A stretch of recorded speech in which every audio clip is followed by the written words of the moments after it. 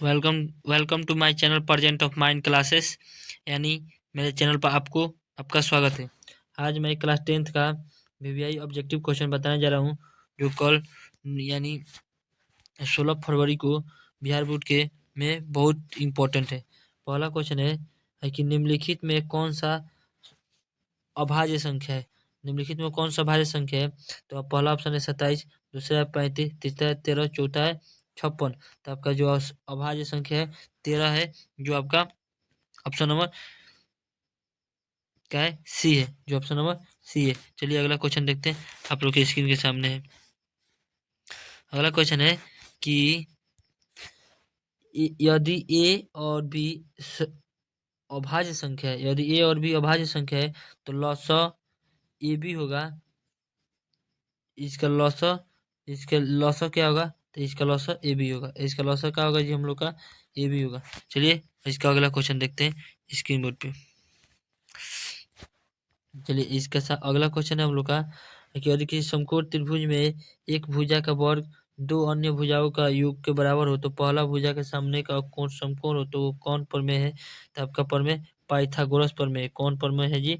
Pythagoras प्रमेय है। आपका कौन सा प्रमेय है? तो पाइथागोरस प्रमेय, ऑप्शन नंबर डी। चलिए अगला क्वेश्चन आप लोग को देखते हैं। यानी 4 नंबर क्वेश्चन है कि 4 नंबर क्वेश्चन है आप लोग का कि बिंदु 4,6 और -4,-6 दो अवस्थित है, किस अक्ष पर अवस्थित है जी आपका? तो इसका आंसर होगा आपका किस अक्ष पर अवस्थित है? तो वाई अक्ष के दोनों ओर अवस्थित है। कहाँ से? वाई अक्ष के दोनों ओर अवस्थित है। चलिए अगला देखते हैं 5 नंबर क्वेश्चन। 5 नंबर क्वेश्चन है आपका संख्या 13 1 13 1 1 3 1 1 1 3 1 1 1 3 ऐसे 1 1 3 कौन सी संख्या है? तो लगता रहा है तो ये कौन सा संख्या होगा? अपरिमेय संख्या। कौन सा होगा? अपरिमेय संख्या, यानी ऑप्शन नंबर सी अपरिमेय संख्या होगा। चलिए 6 नंबर क्वेश्चन देखते हैं। 6 नंबर क्वेश्चन है आपका कि 6 नंबर क्वेश्चन है कि सअभाज्य संख्या का मौसा कितना? तो मोस्ट इंपॉर्टेंट क्वेश्चन है ये, मोस्ट इंपॉर्टेंट क्वेश्चन है ये। 6 नंबर जो है मोस्ट इंपॉर्टेंट क्वेश्चन, सअभाज्य संख्या का मौसा एक होता है। क्या होता है? एक होता है। चलिए अगला क्वेश्चन आप लोग के स्क्रीन बोर्ड पे दिखाई दे रहा है। अगला क्वेश्चन है आप लोग का स्क्रीन पर दिखाई दे रहा है कि दो धनात्मक पूर्णांक ए बी दिए रहने पर ऐसी अद्वितीय पूर्ण संख्या विद्यमान है कि ए बराबर बी क्यू प्लस आर, जहाँ ए 0 ग्रेटर देन आर और नॉट ग्रेटर देन बी के उपयुक्त कथन निम्न में से कौन सा सही है? तो यूक्लिड विभाजन सही है। मतलब ये कौन सा फॉर्मूला पर लागू होता है? तो आप लोग यूक्लिड विभाजन वाला फॉर्मूला है। चलिए अगला क्वेश्चन देखते हैं, यानी 8 नंबर है। बिंदु 12 -12 -18 भुज होता है, तो किस भुज पर होता है जी? तो ये -12 भुज पर। किस भुज पर जी? -12 भुज पर होगा। चलिए अगला क्वेश्चन देखते हैं। वाई अक्ष का समीकरण होता है, वाई अक्ष का समीकरण x बराबर 0 होता है। क्या होता है जी? x बराबर 0, यानी ऑप्शन नंबर बी आप लोग का सही होगा। क्या होगा जी? ऑप्शन नंबर बी सही होगा। चलिए अगला क्वेश्चन देखते हैं। किसी तल में किसी किसी तल में एक बिंदु के स्थान निर्धारण के लिए कितने लंबित रेखा की आवश्यकता होती है? कितनी लंबित रेखा की आवश्यकता होती है? तो 2। कितना जी? 2। चलिए अगला क्वेश्चन। एक क्षैतिज और दूसरी ऊर्ध्वाधर, एक एक एक क्षैतिज और दूसरी ऊर्ध्वाधर रेखाओं को प्रतिच्छेद करने वाली बिंदु को क्या कहते हैं? तो पर एक क्षैतिज और दूसरी ऊर्ध्वाधर तो उसको क्या कहते हैं? उस रेखाओं को, उस बिंदु को क्या कहते हैं? प्रतिच्छेदी बिंदु कहते हैं। ऑप्शन नंबर बी इसका आंसर होगा। ऑप्शन नंबर बी प्रतिच्छेदी रेखा, यानी दो रेखा एक दूसरे को काटेगा, तो जिस बिंदु को काटेगा उसे प्रतिच्छेदी बिंदु कहते हैं। चलिए अगला क्वेश्चन देखते हैं। निर्देशांक निर्देशांक निर्देशांक अक्ष तल निर्देशांक अक्ष तल 4 भाग में विभाजित करती है, तो प्रत्येक भाग को क्या कहते हैं? तो प्रत्येक भाग को चतुर्थांश कहते हैं। 4 भागों कट गया तो 1 भाग, 2 भाग, 3 भाग, 4 भाग, प्रत्येक भाग को क्या कहते हैं? तो चतुर्थांश कहते हैं। चलिए अगला क्वेश्चन देखते हैं, यानी कौन नंबर क्वेश्चन है हम लोग का? अगला क्वेश्चन है अंकगणित के आधारभूत प्रमेय गणितज्ञ के प्रतिपादन किसने किया? तो किसने किया जी? तो हम लोग को गॉस जी ने किया। कौन किया जी? गॉस, यानी ऑप्शन नंबर सी जो है गॉस जी ने किया। चलिए अगला क्वेश्चन हम लोग देखते हैं, आप लोग के स्क्रीन बोर्ड पर सामने दिखाई दे रहा होगा। एक परिमेय संख्या और अपरिमेय संख्या को अंतर को क्या होती है? एक परिमेय संख्या और एक अपरिमेय संख्या का अंतर क्या होती है? तो एक अपरिमेय संख्या होती है। क्या होती है जी? एक अपरिमेय संख्या होती है, यानी ऑप्शन नंबर बी सही होगा, एक अपरिमेय संख्या। चलिए अगला क्वेश्चन देखते हैं जल्दी जल्दी। अगला क्वेश्चन है आप लोग का, अगला क्वेश्चन है 15 नंबर जो क्वेश्चन है आप लोग का, रैखिक बहुपद का शून्यक होती है। रैखिक बहुपद का शून्यक होती है, तो रैखिक बहुपद का शून्यक आपका एक होती है, ऑप्शन नंबर बी। चलिए अगला क्वेश्चन देखते हैं 16 number. 2x² 2x² 2x² 2x² minus 3x minus 5 का एक शून्यक है। इसका शून्यक निकाल लेना लास्ट इंटू फर्स्ट पे, तो क्या होगा? -1 होगा। इसका एक शून्य क्या होगा? -1 होगा। यानी कैसे निकालोगे इसका शून्यक? 2x² माइनस 3x माइनस 5, यानी 5 दूना 10 हो जाएगा। गुणा करने पर 10 आना चाहिए, जोड़ना है घटाना पर -3, यानी -5 प्लस 3 रख सकते हो, तो आराम से बन जाएगा क्वेश्चन 3x, या नहीं 2x, तब तो आएगा 2x, इधर से -2x², इधर कॉमन ले लोगे तो इक्वल जाएगा, इधर से x कॉमन ले लो, यहाँ से 1 कॉमन ले लो, आराम से आ जाएगा। चलो अगला क्वेश्चन देखते हैं। बहुपद बहुपद एक x² में से 11 का शून्यक का योग होगा, तो इसका शून्यक का योग होगा 11/6, यानी option number C. Option number C होगा 11/6। चलिए अगला 18 नंबर क्वेश्चन देखते हैं। निम्नलिखित निम्नलिखित निम्नलिखित व्यंजकों में कौन सा चर बहुपद है? तो चर बहुपद कौन है? y² प्लस 2 का है, चर बहुपद है। चलिए अगला क्वेश्चन आप लोग स्क्रीन बोर्ड पर दिखा रहे हैं। अगला क्वेश्चन है, निर्देशांक अक्ष के क्षैतिज रेखा को कहते हैं। निर्देशांक अक्ष के क्षैतिज रेखा को क्या कहते हैं? बहुत इंपॉर्टेंट क्वेश्चन है। निर्देशांक अक्ष के क्षैतिज रेखा को हम लोग एक्स अक्ष कहते हैं। क्या कहते हैं? एक्स अक्ष कहते हैं। क्या कहते हैं जी? एक्स अक्ष कहते हैं, यानी ऑप्शन नंबर ए। चलिए अगला क्वेश्चन देखते हैं। यदि 30 डिग्री और बराबर 90 डिग्री है, तो कॉस का मान कितना होगा? तो कितना होगा? √3/2। क्या होगा जी? √3/2, √3/2 होगा। चलिए अगला क्वेश्चन देखते हैं। 21 नंबर क्वेश्चन है हम लोग का कि -sin² sec² से निम्नलिखित में किसके बराबर है? तो 0 के बराबर है। किसके डिग्री के बराबर? 0 डिग्री, यानी ऑप्शन नंबर बी होगा आप लोग का सही है, 0 डिग्री के बराबर है। चलिए अगला क्वेश्चन देखते हैं आप लोग को 22 नंबर क्वेश्चन है, cot थीटा निम्नलिखित में से किसके बराबर है? cot थीटा निम्नलिखित में से किसके बराबर है? cot थीटा होता है cosec² थीटा -1, यानी ऑप्शन नंबर सी में होगा। क्या होगा जी? ऑप्शन नंबर सी होगा। किधर गया? यहीं पे ऑप्शन नंबर सी जो है सही होगा इसका 22 नंबर का। चलिए अगला क्वेश्चन देखते हैं आप लोग के स्क्रीन बोर्ड पर। देखा, निम्नलिखित में से कौन सा बहुपद नहीं है? निम्नलिखित में से कौन सा बहुपद नहीं है? तो इसको देखो, पहले हम लोग इसका ऑप्शन देख लेते हैं। निम्नलिखित में से कौन सा बहुपद नहीं है? तो निम्नलिखित में जो 3x प्लस x √3 ये बहुपद नहीं है, क्योंकि x इसमें रूट में है। क्या है? x रूट में, x को रूट में नहीं रहना चाहिए। ऑप्शन नंबर बी का है वो बहुपद नहीं है। चलिए अगला क्वेश्चन देखते हैं। कहाँ तक देखे थे हम लोग? हाँ चलिए 23 नंबर तक देखे। 24 नंबर क्वेश्चन है हम लोग का कि बहुपद pi by 2x² pi by 2x² में x² के गुणांक क्या है? x² के गुणांक π/2 है, यानी option number A. Option number A होगा। चलिए अगला क्वेश्चन आप लोग के स्क्रीन बोर्ड पे दिखाई दे रहा है। 25 नंबर क्वेश्चन है आपका कि बहुपद 5x² प्लस 4x² प्लस 7 का घात होगा, प्लस 7x का घात होगा, तो इसका घात अंतिम सबसे बड़ा घात कौन है? इसका सबसे बड़ा घात है, तो सबसे बड़ा घात 3 है। क्या है? 3, यानी ऑप्शन नंबर सी। चलिए अगला क्वेश्चन आप लोग के स्क्रीन बोर्ड पे दिखाई दे रहा है। देखो 3 है, इसमें 5x क्यों है? चलिए अगला क्वेश्चन, समीकरण निकाय 6x - 2y + 3 = 0, 3x - y + 12 बराबर आलेख का 2 हल क्या होगा? तो इसका आलेख होगा समानांतर। इसका क्या होगा जी?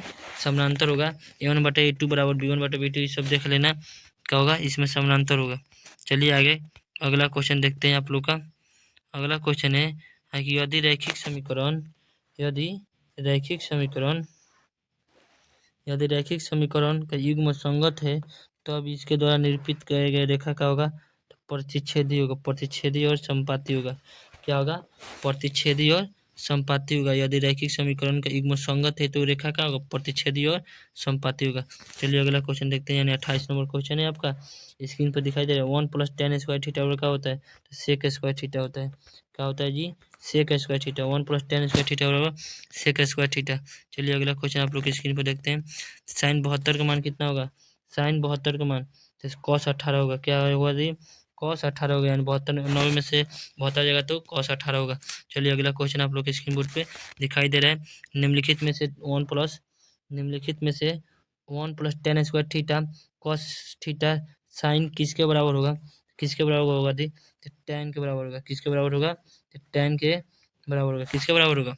तो tan के बराबर होगा। ऑप्शन नंबर सी, जो ऑप्शन नंबर सी का होगा सही होगा। चलिए अगला क्वेश्चन आप लोग को स्क्रीन बोर्ड पर दिखाते हैं। 31 number 1 - sin square theta sec square theta किसके बराबर होगा? 1 - sin square theta sec square theta निम्नलिखित में से किसके बराबर होगा? तो आपका 1 के बराबर होगा। किसके बराबर होगा जी? 1 के बराबर होगा। चलिए अगला क्वेश्चन आप लोग स्क्रीन बोर्ड पर दिखाते हैं। भूमि से 100 मीटर की ऊंचाई भूमि से 100 मीटर की ऊंचाई भूमि से 100 मीटर की ऊंचाई के 60 डिग्री का उन्नयन कोण पर उड़ती है पतंग, तो डोरी की लंबाई कितना होगा? डोरी की लंबाई निकालोगे तो 200√3 मीटर होगा। कितना होगा जी? 200√3 मीटर होगा। चलिए अगला क्वेश्चन आप लोग को स्क्रीन पर दिखाते हैं कि 12 मीटर खंभे 12 मीटर 12 मीटर के ऊंचे खंभे की जमीन पर पड़ी रही छाया की लंबाई 4√3 है। 4√3 है तो सूर्य का उन्नयन कोण कितना होगा? तो 60 डिग्री होगा। कितना होगा जी? 60 डिग्री होगा सूर्य का उन्नयन कोण। चलिए अगला क्वेश्चन देखते हैं। दो चर एक्स वाई के रैखिक समीकरण ax + by + c का वास्तविक संख्याओं का समुच्चय कितना हल होता है? तो इसका समुच्चय कितना हल होता है? तो इसका इनमें से कोई हल नहीं होता। इसका कोई हल नहीं होता है बाबू। इसका कोई हल नहीं होता है। इसका कोई हल नहीं होता। चलो अगला क्वेश्चन देखते हैं आप लोग के स्क्रीन बोर्ड पे। रैखिक समीकरण की चर की घात संख्या होती है। चर की घात की संख्या क्या होती है? 1 होती है। कितना होती है जी? एक चर की घात की संख्या कितनी होती है? ऑप्शन नंबर ए 35 का ऑप्शन नंबर ए 1 होती है। चलिए 36 नंबर क्वेश्चन देखते हैं। एक नोटबुक की कीमत एक कलम की कीमत की 2 गुनी है तो इस कथन को निरूपित करने वाला समीकरण है। इस कथन को निरूपित करने वाला समीकरण यानी x - 2y = 0। एक नोटबुक को x मान लेंगे और कलम को y मान लेंगे, इसके दुगुना बराबर कर देंगे तो 2y = 0, यानी option number A. Option number क्या होगा जी? ए। चलिए अगला क्वेश्चन आप लोग के स्क्रीन बोर्ड पर दिखाई दे रहा है। किसी मीनार की ऊंचाई 10 मीटर है किसी मीनार की ऊंचाई 10 मीटर है तो जब सूर्य का उन्नयन कोण 45 डिग्री हो तो मीनार की छाया की लंबाई पर क्या होगी? मीनार की छाया की लंबाई आपका क्या होगी? तो 10 मीटर होगी। कितना मीटर होगी? तो 10 मीटर होगी, यानी ऑप्शन नंबर डी। कितना होगी? Option number D 10 metre. चलिए अगला क्वेश्चन अगला देखते हैं। अगला क्वेश्चन है कि यदि एक ऊर्ध्वाधर खंभे की ऊंचाई तथा यदि किसी ऊर्ध्वाधर खंभे की ऊंचाई तथा उसकी भूमि की छाया की लंबाई समान है तो सूर्य का उन्नयन कोण कितनी होगी? तो सूर्य का उन्नयन कोण हम लोग होगी जो 45 डिग्री होगी। कितना डिग्री होगी? तो 45 डिग्री होगी सूर्य का उन्नयन कोण, यानी option number C. Option number C 38 number का ऑप्शन नंबर सी होगा। चलिए अगला क्वेश्चन देखते हैं। 40 नंबर है। दो खंभे 13 मीटर और 60 मीटर के ऊंचे हैं। दो खंभे 13 मीटर और 7 मीटर ऊंचे हैं तो समतल जमीन पर ऊर्ध्वाधर खड़े हैं तो दोनों पाद के बिंदु 8 मीटर है तो उसके सिरों के बीच की दूरी कितनी होगी? 10 मीटर होगी। कितना होगी जी? 10 मीटर। इसका भी आंसर कितना होगा? 10 मीटर, यानी ऑप्शन नंबर ए होगा जो सही है। चलिए अगला क्वेश्चन आप लोग के स्क्रीन बोर्ड पर दिखाई दे रहा है। यदि जीवा ए बी केंद्र पर 60 डिग्री कोण आंतरिक करता है तो ए और बी के बीच पर खींची गई स्पर्श रेखाओं के बीच का कोण कितना होगा? 120 डिग्री होता है।